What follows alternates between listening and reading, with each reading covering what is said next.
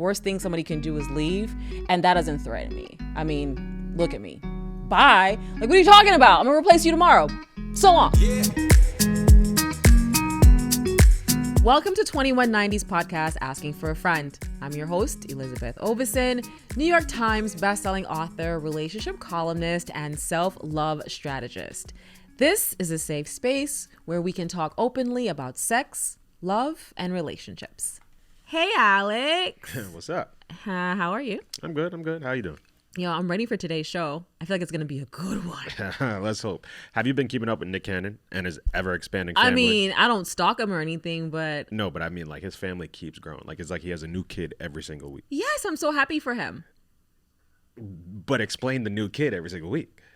Well, he's obviously in a polyamorous relationship with multiple women. Obviously? Well, yeah, to me it's obvious. I feel like Nick Cannon is in a relationship with many women at one time. He has a tribe. He has women who all know about each other, who are all deciding. This is all consensual. Nobody's shocked and amazed that this is all happening. And it's like Muslims or Mormons do, where you have these multiple wives. Now, you can't marry them legally because that's illegal to do. But again, marriage isn't just a legal thing. Marriage is a spiritual thing, right? So if you have decided that you're going to enter into a polyamorous relationship with a man or multiple women, or personally, I would like to have multiple husbands. We can get into that later, but that's like my dream, because I need to have a different man for like different things. Really? Absolutely. But then how do you juggle multiple relationships? Let me ask you a question. Have you ever dated multiple women at the same time? I mean... that pitch got real high. Dated is kind of... Have you been in... Oh my God, let's not split hairs. Have you entertained more than one woman at a time? Yes, I have. Okay. But I haven't been in multiple relationships. Oh God, you guys, it's a relationship. I'm sorry to tell you, when you are relating to another human being, it's a relationship. What kind of relationship is a different story, but you're in a relationship with each woman, each person you know. Okay. Some people it's a work relationship. Some people are more intimate than others. It's all relationships. Okay. Relax. Yeah. Okay. Okay. Right. You were having relationships. You were in relation with multiple women at the same time. Did they know about each other? No. Okay. So I bet they did not. Oh, man. Do you want to name them right now so they can figure it out? This is years ago. Okay. I was young and dumb. I forgot. You're a changed man. Yes, I'm matured. We all grow. Yeah, we all grow. We all mature for sure. What? I'm dead. I believe you. All right. It doesn't sound like it, but. Okay. So what you're talking about actually isn't polyamory. Let me read you the definition. So polyamory is consensual non-monogamy, okay? It's the practice of having multiple relationships, but everyone knows that they're all in a relationship with you. Sometimes you're in a relationship together. Okay. Sometimes you're a throuple where all three of you live together. I heard of that before. Yeah, that kind of thing. It'd be 4, it'd be 5, it could be 20 of y'all. But everyone knows about each other and either participates with each other or just knows that they all have a relationship with one or two different people in the bundle. You got it? Okay. But that's not what you were doing. You want to talk about what you were doing? Don't be a snitch. Oh no. Back in the day. When you were young and immature. Yes. Before you grew and changed and became the wonderful specimen you are today. Mm-hmm. Stop it. I can't stand it. What you were doing back then in your younger days is called solo polyamory. Okay. And the definition of that is having intimate relationships with multiple partners, but still living as a single person. Yes. Right? With no primary partners. Yes. Right. Solo polyamory. The issue with this... I didn't know there was a term for what I was doing, but that's what it was. That's why I'm here. Okay. I'm here to teach you. Thank you. Young Jedi. So here's the problem with solo polyamory. Okay. Did you have to tell a couple of lies back then when you were young and immature? Man. Possibly. Did you omit information back then when you were young and immature? Possibly. A web of lies. Okay. Listen. You was lying. Back in the day. Back in the day when you were young and immature. But it was like so you don't hurt anybody's feelings. Wow. Back in the day. Ooh, that's so ugly. It really was. It's so ugly. You know why? I would why? not navigate that way. No. Right, because you learn, you grow up, and you learn that, lying hurts people's feelings. Yes. When you tell the truth up front, you give everyone the chance to leave automatically, right? When someone knows the truth about what's about to happen or what's happening or what you want or the kind of relationships that you want, if they decide to stay, they've decided to stay. They've made an informed decision. If they decide to leave, they've decided to leave. They've made an informed decision. If someone is staying with you because they're not informed, it's trickery. So here's the thing about solo polyamory. And I don't think that this is what Nick Cannon is doing. I think his is more of a polyamory situation. But with solo polyamory, there are a couple of signs that your love interests are not the one. There's always an unavailability with guys who are solo polyamorous. Like, you can call him on a Friday night, like, oh my God, I just passed the theater. Guess what's playing? Let's go to the movies. And he's like, yeah, no, I can't. It's always this kind of unavailability, especially last minute, because he's got to schedule things. He's already going to the movie with Tanya. So when Cindy calls about going to the movie, he's like, yeah, I can't. I got to help my mom clean out her garage. And you're like, oh, okay. Oh my God, he's so sweet. He helps his mom. But really, he's at that same movie with Tanya. What are some other signs? Because what if he's just busy? What if he's just busy working, doing stuff? Okay. I'm sure there's other signs, but that could just be a busy man. When a man or woman has multiple partners and they're juggling and no one knows about each other, not only are they unavailable a lot, but they're just inconsistent.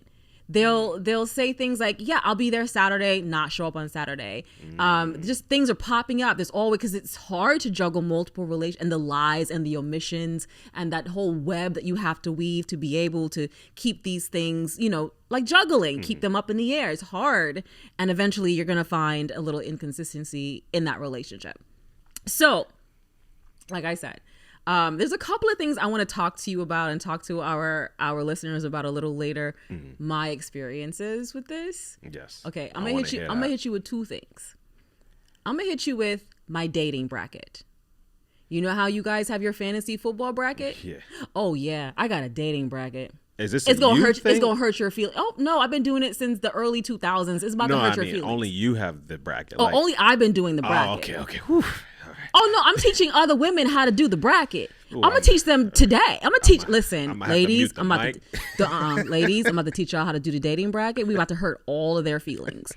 Second thing I want to talk to you about is the guy that I dated, who was married to I think three wives. Whoa. Yeah, 3 wives. And I was one of the designated girlfriends, and how much I loved it and why.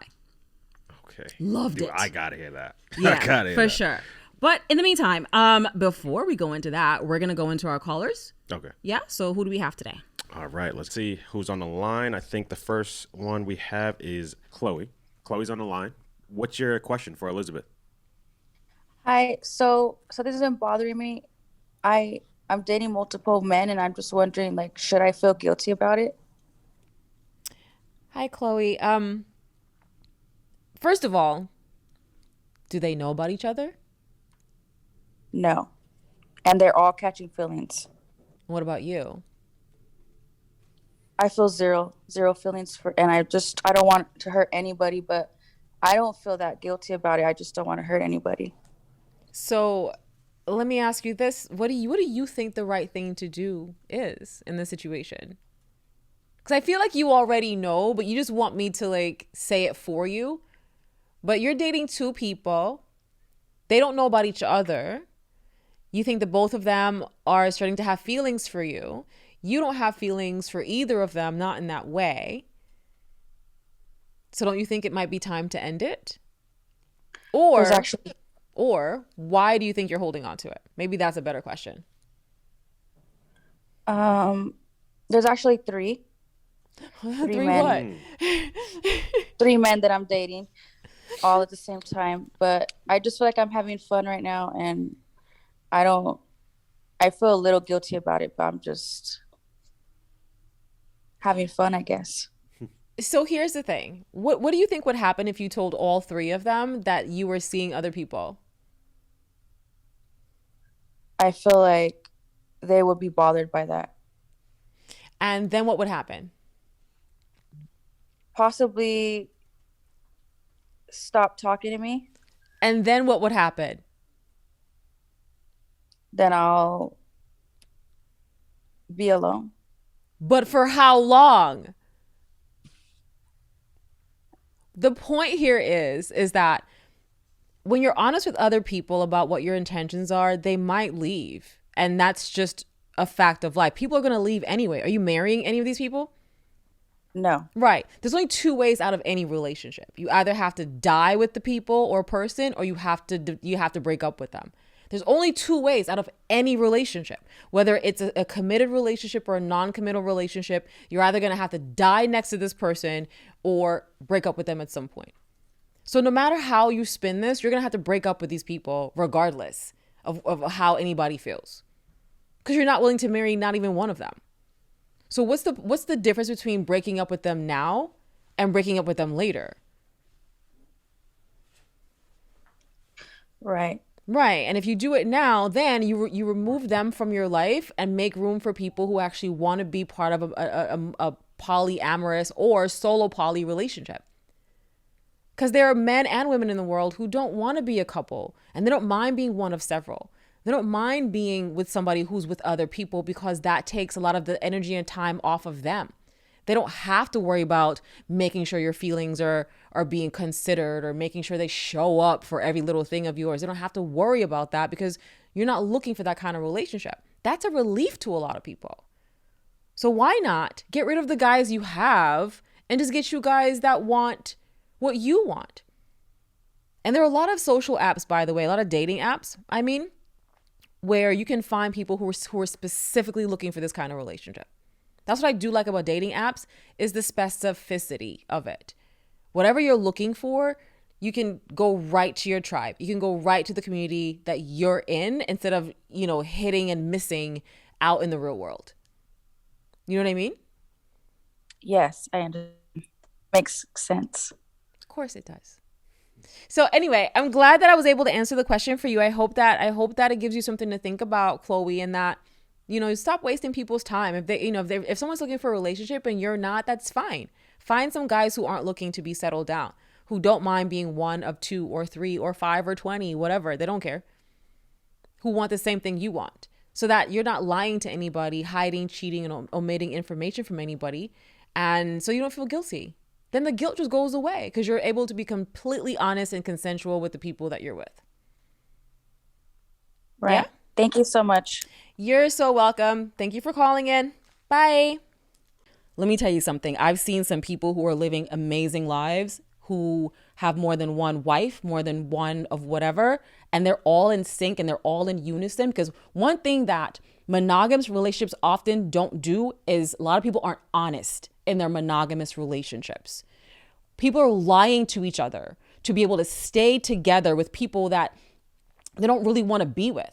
A lot of us who are monogamous are doing so based on what society tells us we should do, that we have to get married to just one person, that we have to be this one person for this long. We have to buy the house. We have to buy the kids. Buy the kids. We have to have the kids. We have to do all these things. And then we end up divorced and in horrible relationships because we're not following our hearts. And I don't want to stigmatize anything. All right, Elizabeth, let's take a question from social. Let me see what we have. Okay. So we have Raheem. So here's the thing. I'm what you call a serial dater. Terrible, right? Like I'll meet plenty of dope women, but I'm always looking for the next one. For example, Hinge releases new spotlight profiles every day at 4 a.m. Pretty bad that I know that, but it's literally like Christmas to me because it's like a brand new batch of women that just hit the scene. I eventually want children, so I'll have to retire from the streets at some point. Thing is, getting in a relationship with the wrong one feels like settling, and I don't want to resent that person. Do I continue to be Nino Brown or escape the life like James St. Patrick? What's your advice? First of all, Raheem, get a grip. Get a grip. Okay, first of all, it's okay to date around. It's fine. Okay. social dating apps are perfect. So you don't have to leave your house until you're ready to meet somebody in person, versus back in the day we had to like go like actually leave the house. Yeah. You know, and that's even before pandemics. I got lazy before the pandemic. Like, I got to go where? I got to do what?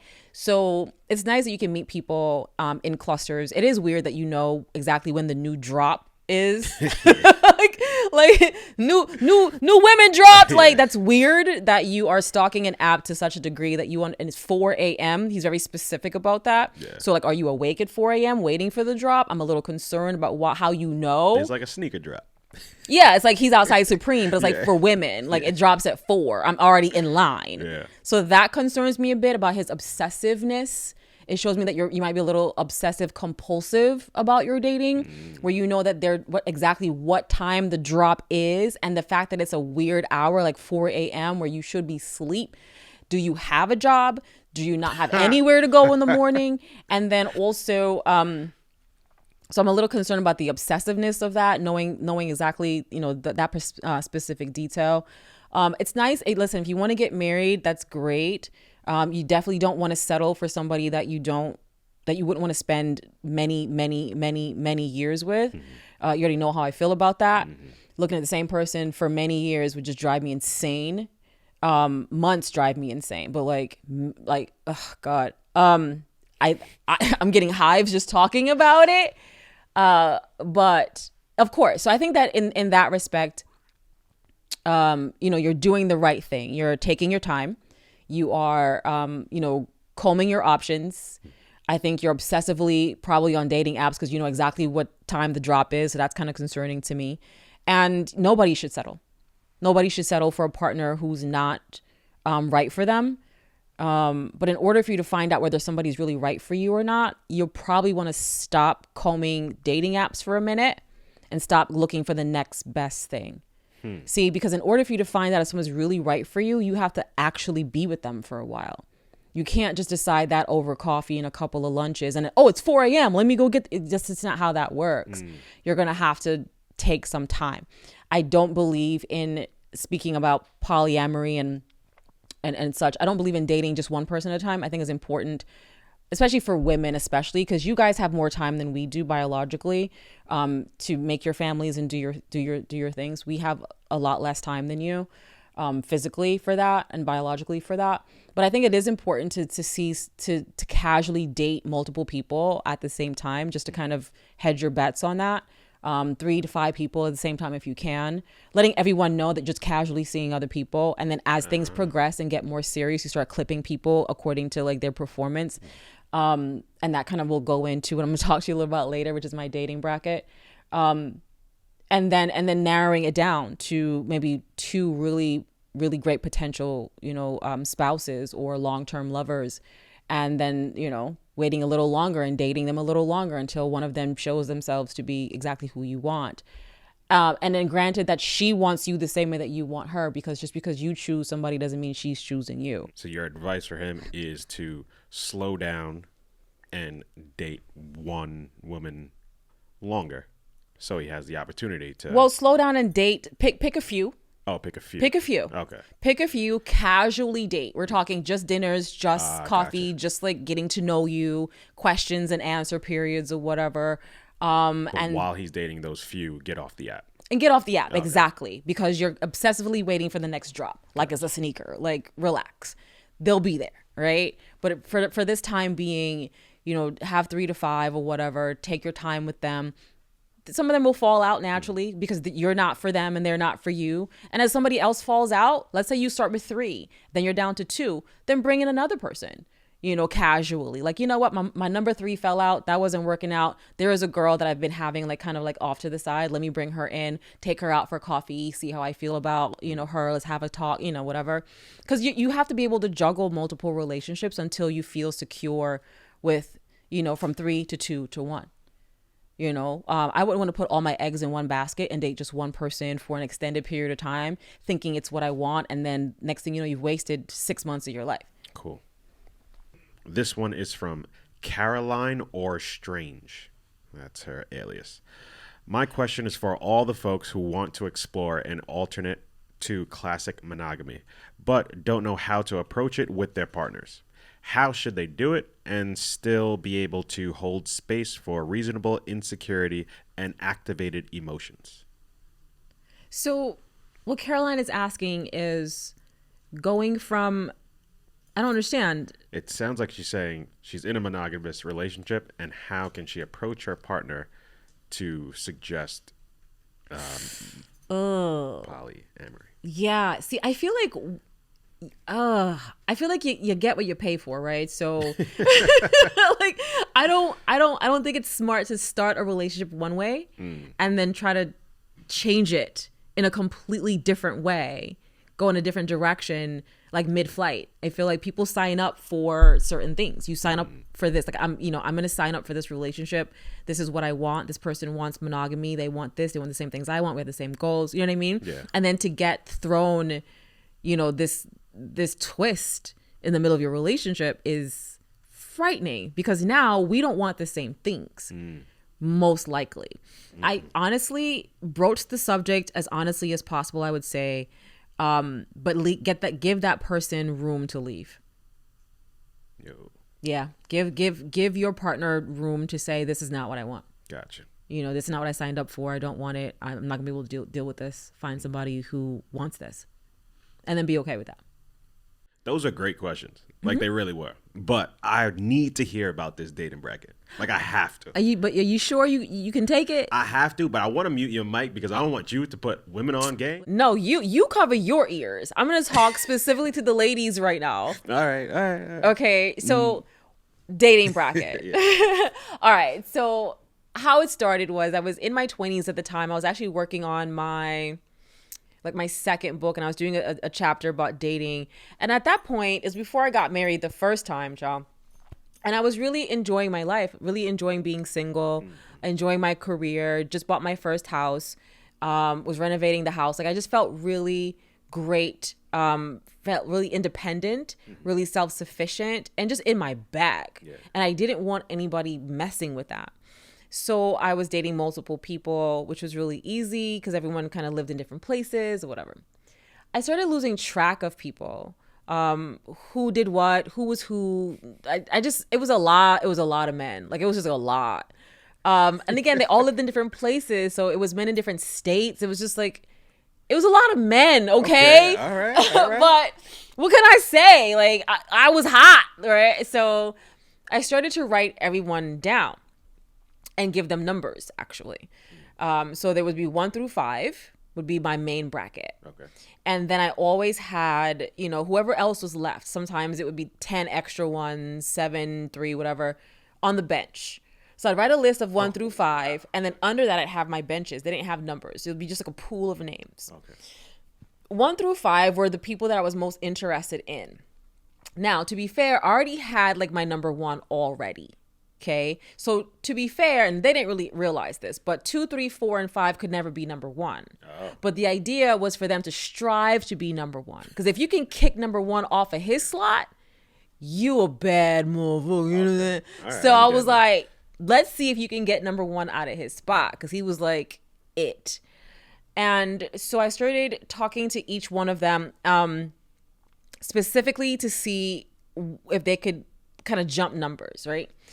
So it was, but each number had like different rules. So like number 5 and number 4 cannot call after 6 p.m. Those are dating hours. So you can't bother me at 8:30 when I'm at dinner with number 1. Like you can't call me after 6. Okay. That's 5 and 4. 3 and 2 can't call me after, like 7:30 or whatever. Because definitely by 9 o'clock, I'm out doing my thing.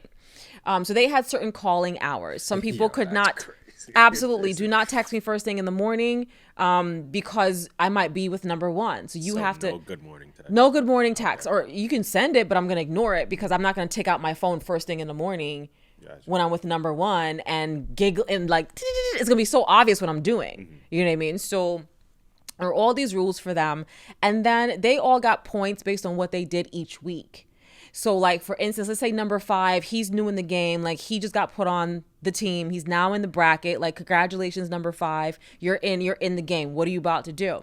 Number 5 may come in. He might come in hot and be like, boom, here's some flowers. Here's this, here's that. Boom, bought you a car. Whatever number 5 is feeling, then that's going to move him up in the bracket. Went from flowers to a car. That's a jump. Yeah. Yeah, but, listen, you got to apply pressure. You want to impress me, you got to apply pressure. Okay. Flowers may not have done it that week. It's a competition. This is the part. Okay. What I realized is that men love competition. They love the chase. It's in your blood. It's why you love football, basketball, like sports. Why you're the way you are. You like to compete against each other, against yourself. You like to watch other men compete. You like that stuff. Yeah.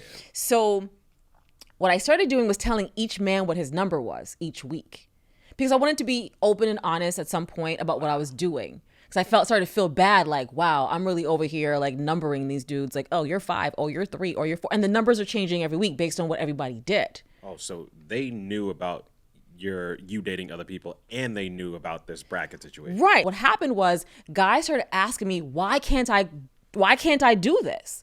Why don't you answer the phone after 6? Why can't I, why? And then I had to come clean, like, all right, so check it out. I got this bracket, right? And some of these guys were football players. Like, I remember 2 of them specifically, like, football players when I first started doing this. Not good ones either, but, like, camp bodies. And, but they understood. One of them, like, a linebacker. He was, like, really big. But they understood brackets. They understood competition. Yeah. So what happened, remember the day that I did this? I'm like, so listen, this is what's going on. The reason why you can't do certain things is because you're in my bracket.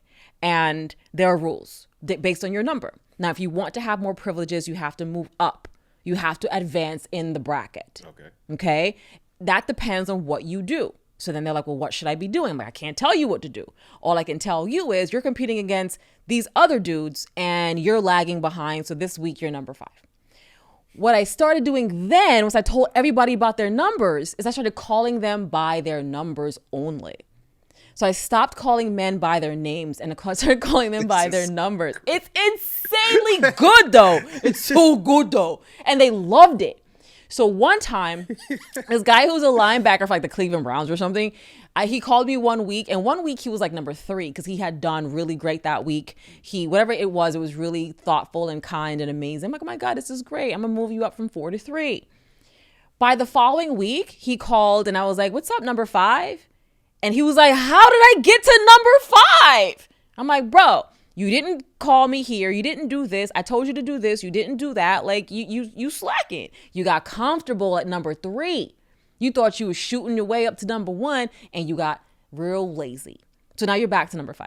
Wow. I know. And then I stopped doing it because I got married and stuff. But I should, when I started dating again after my very long, very necessary celibacy, when I do start dating again, I do intend on using a dating bracket. Okay. Yeah, because I don't have time to waste. Like, I need multiples. And then if you fall off the bracket, like, let's say you're number 5, but you just down bad. Like, you down bad. You're going to fall off the bracket completely. I'll take someone off the bench and put them onto the bracket. Gotcha. And then that person has to now compete. I like this system. It's an efficient system you got going. Of course. It's like fantasy football. It's amazing. It's amazing. It's great. It works out great. And as long as everyone knows, I mean, for me, I don't mind telling people what's really going on because the worst thing somebody can do is leave. And that doesn't threaten me. I mean, look at me. Bye. Like, what are you talking about? I'm going to replace you tomorrow. So long. So nobody's worried about that. So if you don't like it, you can always leave. Everybody has that option. The one thing I don't get is that you said there was a clear number 1. Mm-hmm. So why did you never end up with number 1? I mean, I did for 8 years. While there were still other people on the bench. Why Absolutely. didn't you just have one monogamous relationship with number 1? Why? Listen. You said he's clear number 1. Well, he was number 1 out of the 5, but he's not number 1 in the world, right? So just because someone is number 1 in my life at the moment doesn't mean he's the right person for me for the rest of my life. Just because he's what I want and he's a person I want to be with for these amount of years doesn't mean that he's the only person I want to be with for these amount of years. Okay. Not every man is husband material. I can't take all of y'all home to meet my dad. But some of y'all are not worthy. You were dating. Also, people who are marriage material aren't always lifers either. Some people are marriage material for now. Like, you're good for now, but I'm not going to keep you. So in my marriage vows, I always specified how long this was going to last. There are levels to this, apparently. Like, I would always be like, and not like for now and forever and all that. I'd be like, okay, so the next year and a half. I would literally put that in my vows. So like, there's no, like, we're doing this for a couple of years. How romantic. It's very... So you had brackets with multiple guys. Yeah. Like you dating multiple guys, but you mentioned earlier where you were with a guy who had multiple wives. How was that situation? That was amazing. Yeah. All right. So I was a girlfriend in a situation where the guy had 3 wives, and I thought that relationship lasted really long, because I loved it so much. It's like one of my favorite relationships. You loved it. I loved it. But did you have multiple guys too, or you? Oh, just... yeah. Oh, Yeah. Okay. But not multiple, just like one other. Gotcha. Right. So he had his wife's particular reasons, and then as the girlfriend, everyone knew about me. I knew about them, and I love that I didn't have the responsibility. I love that he'd be gone for 2-3 months at a time, traveling, working, whatever, this wife, that wife, or whatever, and then come back to me, and I didn't have to do anything. This world, yeah. What? Listen, I men. got so much to learn. What's so crazy is men do it all the time. Not me. I know you're mature and you've grown and all of that, but men do it all the time. I need to learn. Well, I'm learning from you. So Men will have multiple women for multiple purposes. Men will marry women they don't want to be with forever. They will have a number one, somebody they've had for years before their wives, but they'll marry the status quo wife. Like, well, she looks this way, and so she looks like what I should have at this level of success in my life, so let me marry her. But you're still with your high school sweetheart on the side or something. There's always, you guys do it all the time. All right. So I'm curious, what's your final thoughts on having multiple relationships? Okay, listen. I might be biased here, but I feel like it's important for us not to judge how other people have relationships. I think it's important for us in all of our relationships to be honest, open, upfront too. I believe in like first date honesty. Like, don't drag somebody into like 17 dates before you finally tell them you want something that they are not able to give you. I think it's important to tell people who you are from the get-go and give them a chance to walk out the door before you involve them into your life and vice versa. It just hurts a lot less. And I think it's important to not be afraid to, number one, be alone. I think being afraid to be alone is a major weakness. I think that it makes you vulnerable to attacks, emotional, psychological attacks from people who can sense your weakness and your vulnerability and you needing somebody all the time. I think that leaves you open to that. I know because I've done that in my life. I think that it's important for us to, in being honest with who we are and what we want, I think it's important for us to then choose partners and respect partners, their honesty as well and what they want, and know that if somebody wants something that you don't, it's totally okay to walk out the door, and you should, because the troubles that come down the road are way bigger than the hurt or heartache you might feel now. I think it's important not to switch the game in the middle. I think, you can't go through, at halftime and all of a sudden now we're playing baseball. Like, that's not how we started. I think you should, that's why honesty up front is really important. I think monogamy is totally okay. I think it's a wonderful experience if that's what you want. I think that polyamory is okay. I think it's a wonderful experience if that's what you want. And I think that solo polyamory is problematic because there's often lies and omission. So as long as no one's lying, I think that becomes okay too. Because with solo poly, you're still living as a single person, but you have multiple relationships. I think it's important for each of those relationships to understand you're still single. Even though we're sleeping together, even though we're having a good time, even though when we're face to face, we're in it with each other. When I leave you, I'm no longer with you. Life is either really short or really long. And if life is really short, you have to ask yourself, is this how I want my last days to be? And if life is really long, you have to ask yourself, is this how I want the next 60 years of my life to be? And really think about that. If you only had 6 days left on this planet, how do you want to spend those 6 days? And if you had 60 years left on this planet, how do you want to spend those 60 years? Lying, omitting, cheating, hiding, or doing whatever you want? doing exactly what you want with people who want to do it with you, and really being your true self. So I don't know, maybe that's all we all need to know and go and walk away from this episode with is, are you living the life that is truest to you, that brings you the most joy? Thanks for listening to Asking for a Friend. I'll be publishing every Tuesday at 9 a.m. Eastern, and you can send me questions or comments to askingforafriend@blavity.com. And don't forget, spread the word, tell a friend. Y'all better get y'all photos fast, and there's gonna be photos of me leaving. Just ridiculous. So we're off her. I'm off her. I can't. I don't have to breathe. I mean, you gotta live. I'm not gonna breathe at all.